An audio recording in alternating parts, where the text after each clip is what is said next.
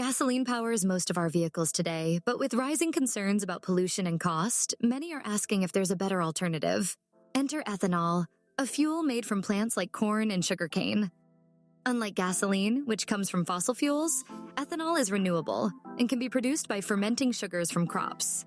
This means it's cleaner and supports farmers, but there's a catch. Ethanol has less energy per liter, so you'll need more of it to travel the same distance. While it reduces carbon emissions and is often cheaper, producing ethanol requires a lot of farmland, which can impact food prices. Not all cars can run on pure ethanol either. Still, countries like Brazil and the US are already blending ethanol with gasoline. Ethanol may not fully replace gasoline yet, but it's a promising step toward a cleaner future. So, can ethanol replace gasoline? Not fully, but it's a big step toward cleaner, renewable energy.